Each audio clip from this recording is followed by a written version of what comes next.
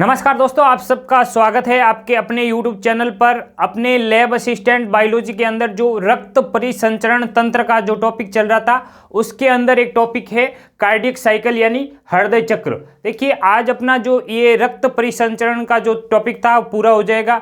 अपन next topic जनन तंत्र के ऊपर पढ़ने वाले हैं। देखिए, कार्डियक साइकिल होता क्या है?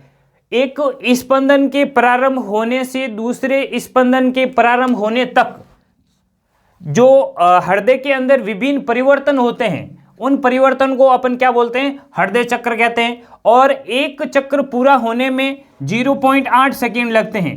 यानी एक स्पंदन जो पूरा होता है उसके अंदर समय कितना लगता है? 0.8 सेकेंड। और एक चक्र के अंदर दो प्रावस्थाएं या अपन कहते हैं दो अवस्थाएं होती हैं, एक तो सिस्टोल और दूसरा है डायस्टोल। सिस्टोल का मतलब है प्रकुंचन या संकुंचन, जबकि डायस्टोल का मतलब है अनुशीतलन या शीतलन।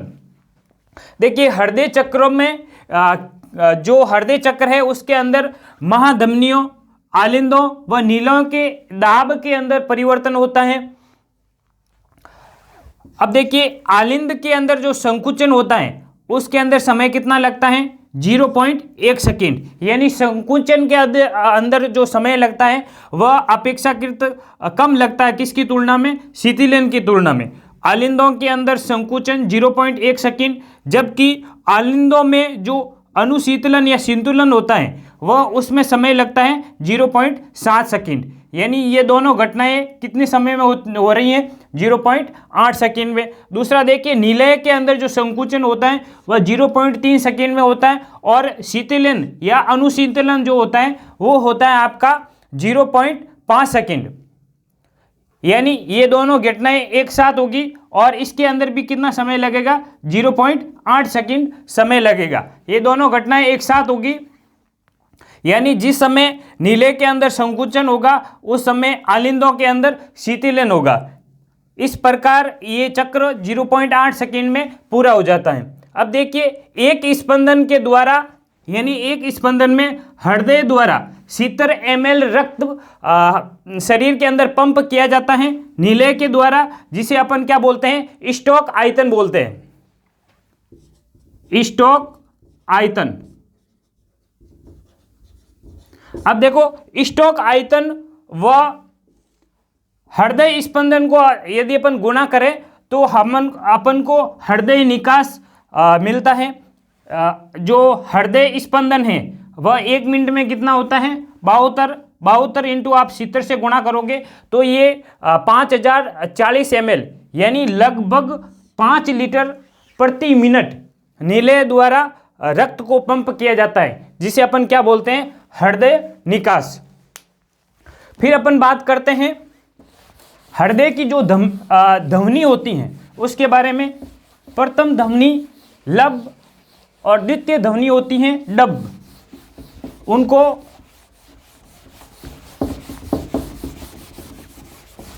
एक विशेष युक्ति होती है उसके द्वारा सुना जाता है। अब देखो,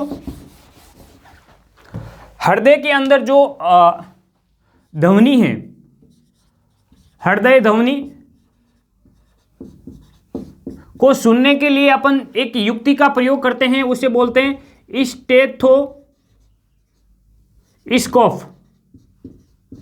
यानी जो डॉक्टर का आला होता है उसे अपन क्या बोलते हैं? स्टेथोस्कोप। इसका उपयोग किसके लिए किया जाता है?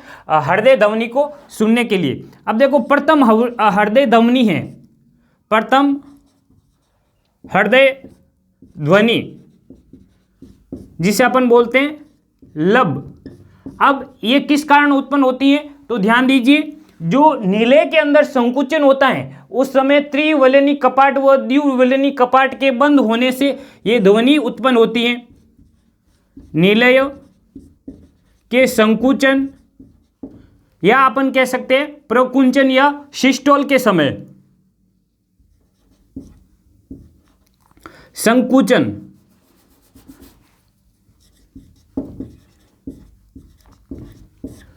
नीले के संकुचन के समय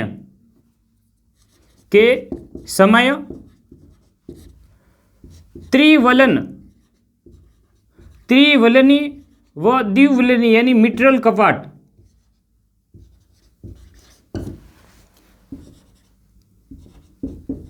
कपाट के बंद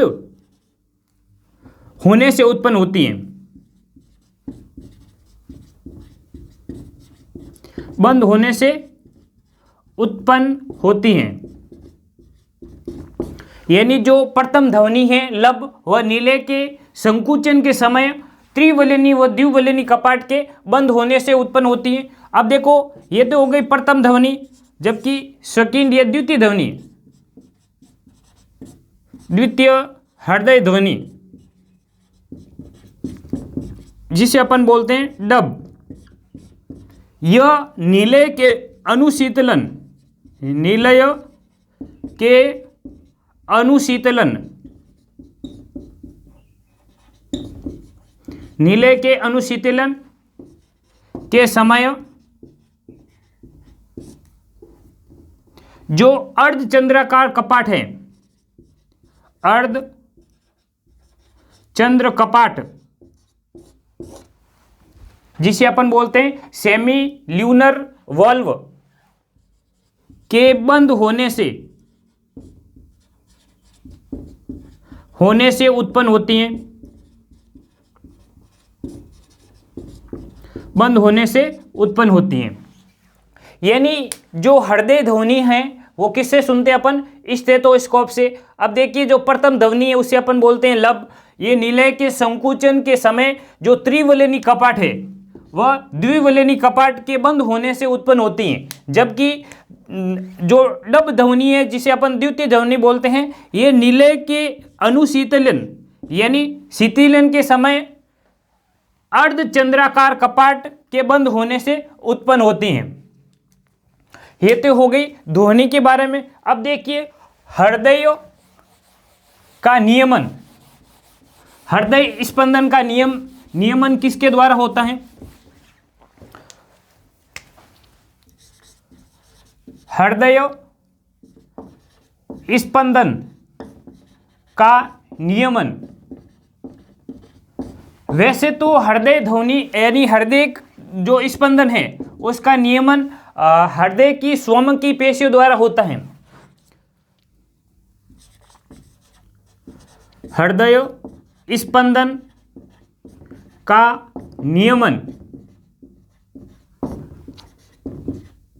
हृदय की विशेष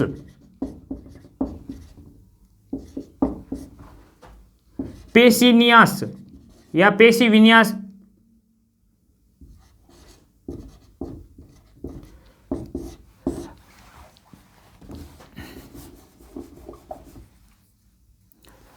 यानी हृदय स्पंदन का नियमन हृदय की विशेष पेशी विन्यास,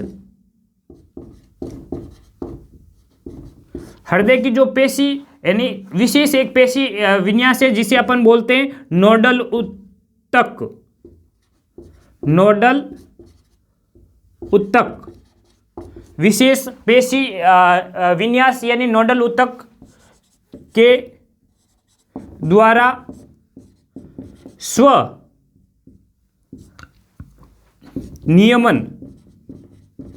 स्वनियमन होता है। यानी ये कहना चाहता है कि जो हृदय का स्पंदन है वह हृदय की स्वयं की पेशियों द्वारा नियमन होता है, जिसे अपन क्या बोलते हैं? स्वनियमन। अब देखिए ये स्वनियमन होने के कारण जो मानव के अंदर हृदय पाया जाता है उसे अपन क्या बोलते हैं? पेशी जनित या मायोजनित।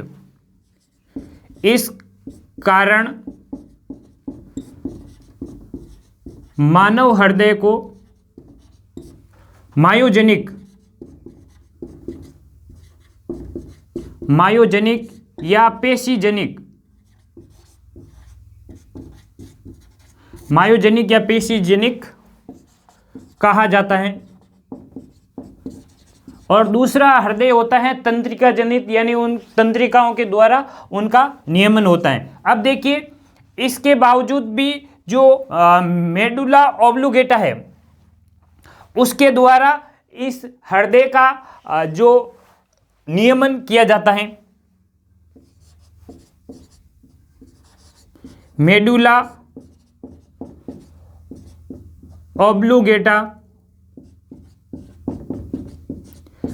मेडुला ऑब्लुगेटा ये मस्तिष्क का जो पश्चिम मस्तिष्क है उसका एक भाग है मेडुला ऑब्लुगेटा। इसके द्वारा कुछ ऐसी क्रियाओं का नियंत्रित किया जाता है जिन पर हमारा कंट्रोल नहीं होता है, यानी अनैच्छिक क्रियाओं का क्या किया जाता है, नियंत्रण किया जाता है। अब देखिए जो मेडुला ऑब्लुगेटा है के विशेष पेशी केंद्र, विशेष तंत्रिका केंद्र, विशेष तंत्रिका केंद्र स्वायत्त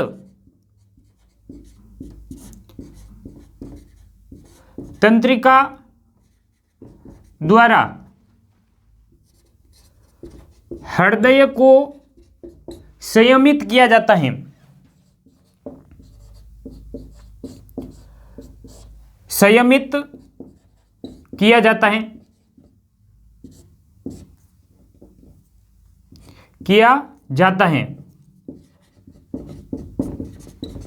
यानी जो मेडुला ऑब्लुगेटा के विशेष तंत्रिका केंद्र, जिसके अंदर क्या है, स्वायत्त तंत्रिका केंद्र द्वारा हृदय को क्या किया जा सकता है, संयमित किया जा सकता है। इसके अंदर देखिए जो स्वायत्त तंत्रिका केंद्र है उसके अंदर एक होता है अनुकंपीय तंत्रिका और दूसरी होती है परानुकंपीय तंत्रिका। अब देखिए अनुकंपीय तंत्रिका से जो संदेश आएंगे वो हृदय धड़कन को बढ़ा देते हैं या हृदय स्पंदन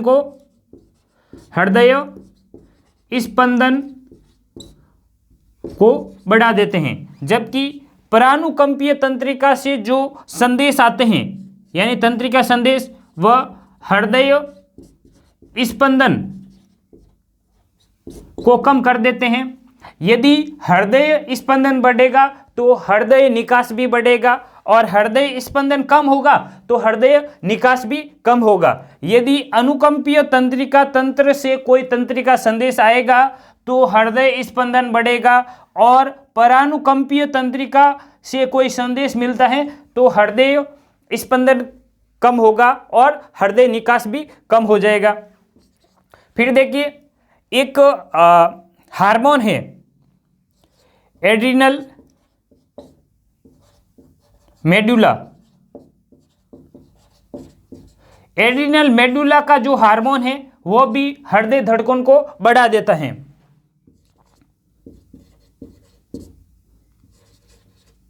हृदय धड़कन को बढ़ा देता है, यानी जो एड्रिनल मेडुला का जो हार्मोन होगा वह भी क्या करेगा, हृदय धड़कन को बढ़ाएगा। ये तो हो गया हृदय के अंदर और उसके चक्र के नियमन के लिए जो चीज़ें थी वो। अब देखिए कुछ परिसंचरण के अंदर विकृतियां उत्पन्न हो जाती हैं, यानी रोग, उन रोगों को भी जानना अति आवश्यक है, जैसे अति तनाव।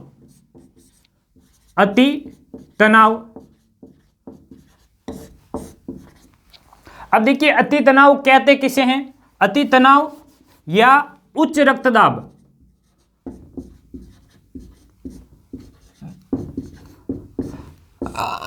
अति तनाव या उच्च रक्तदाब, एक जो स्वस्थ व्यक्ति होता है उसका जो रक्तचाप है या रक्तदाब है वह होता है, एक स्वस्थ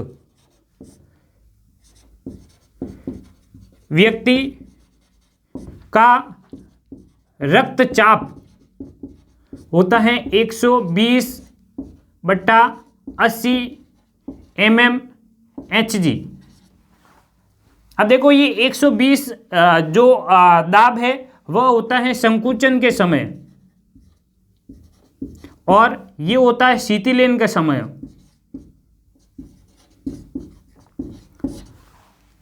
ये एक सामान्य तौर पर जो रक्तचाप है वह होता है, जबकि यदि किसी व्यक्ति का जो रक्तचाप है रक्तचाप 140/90 mmHg, यानी कई बार चेक करने के बाद यदि किसी व्यक्ति का जो रक्तचाप है वह 140 से 90 mmHg या इससे अधिक प्राप्त होता है तो अपन उसे क्या बोलते हैं, अति तनाव या उच्च रक्तदाब। फिर देखिए एक है रोग है हृदय शूल। यदि हृदय पेशियों को पर्याप्त ऑक्सीजन न मिले तो हृदय के अंदर दर्द होता है, जिसे अपन क्या बोलते हैं, हृदय शूल। यदि हृदय पेशी को पर्याप्त ऑक्सीजन यानी पर्याप्त O2 नहीं मिले तो हृदय के अंदर दर्द उत्पन्न होता है, जिसे अपन क्या बोलते हैं, हृदय शूल बोलते हैं। एक रोग है हृदय धमनी रोग।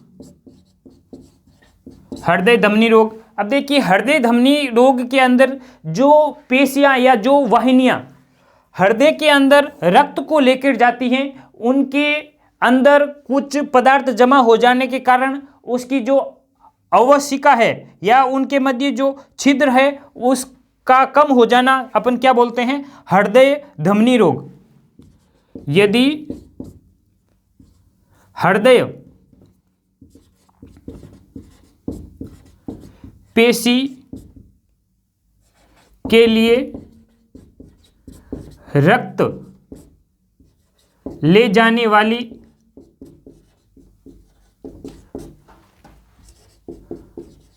वाहिनियां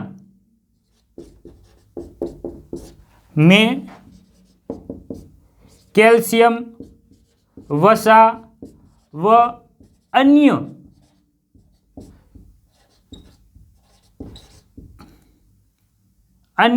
रेशीय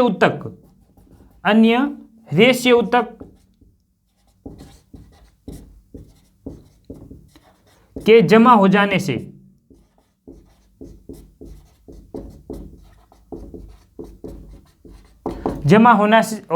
से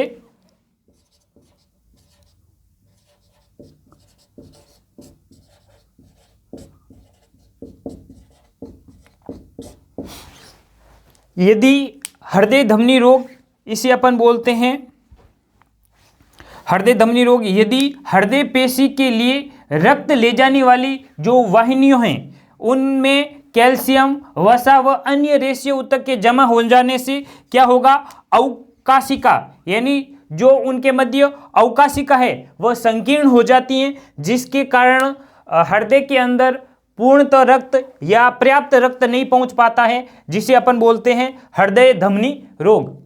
एक बार अपन पुनः देख लेते हैं। अति तनाव का मतलब है उच्च रक्तदाब। एक स्वस्थ व्यक्ति के अंदर जो रक्तचाप या रक्तदाब है, ब्लड प्रेशर बीपी, वो होती है 120/80 mmHg। अब देखो 120 जो दाब है वो संकुचन के समय होता है यानी सिस्टोल के समय, जबकि डायस्टोल यानी अनुशीतलन या शीतलन के समय जो दाब होता है वो होता है 80 mmHg। यदि किसी व्यक्ति के अंदर 140 से 90 mmHg या इससे अधिक रक्तचाप हो जाए तो उसे अपन क्या बोलते हैं, अति तनाव कहते हैं। हृदय शूल क्या है, यदि हृदय पेशी को पर्याप्त ऑक्सीजन न मिले तो हृदय के अंदर द्रव उत्पन्न होता है, जिसे अपन क्या बोलते हैं, हृदय शूल।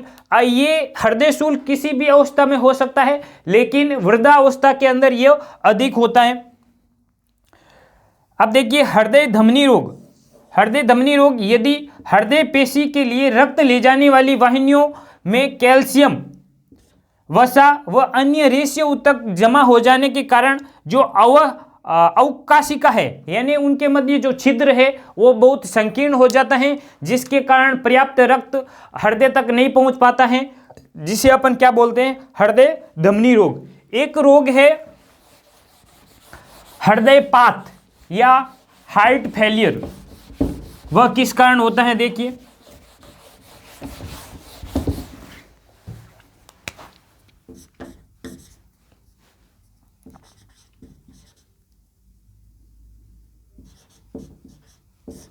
हृदयपात या हृदयपात या इसे बोलते हैं अपन हार्ट फेलियर। हार्ट फेलियर का मतलब क्या है? हार्ट फेलियर वह अवस्था है जिसके अंदर हृदय सभी अंगों को पर्याप्त रक्त नहीं पहुंचा पाता है, यानी वह अवस्था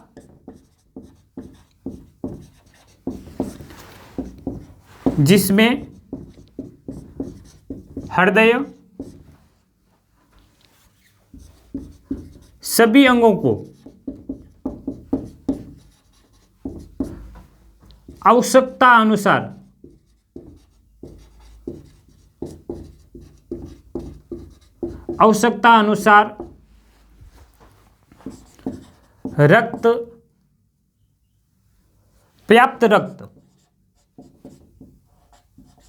पर्याप्त रक्त नहीं पहुंचा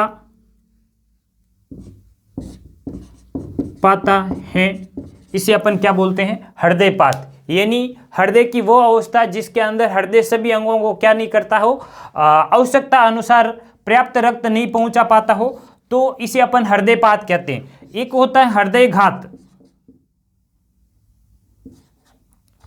हृदयघात या हार्ट अटैक। हार्ट अटैक के अंदर क्या है, ये हृदयपात से बिल्कुल अलग है। हार्ट अटैक के अंदर हृदय की जो धड़कन है वह बंद हो जाने के कारण उसे अपन बोलते हैं हृदयघात। जबकि हृदयपात के अंदर क्या है, कुछ कारणों से जो रक्त की यानी हृदय के अंदर रक्त की सप्लाई कम होगी, तो हृदय भी क्या करेगा, कम स्पंदन होगा, और इसके कारण वह शरीर के सभी अंगों तक रक्त की जो सप्लाई है वह पूर्ण रूप से या पर्याप्त रक्त नहीं पहुंचा पाएगा, जिसे अपन क्या बोलते हैं, हृदयपात बोलते हैं। आज जो अपना चैप्टर था यहाँ तक यह पूर्ण हो जाता है। फिर अपन नेक्स्ट चैप्टर के अंदर पढ़ेंगे जनन तंत्र। सभी भाइयों से निवेदन है कि मेरे चैनल को सब्सक्राइब करें। जय हिंद, जय भारत।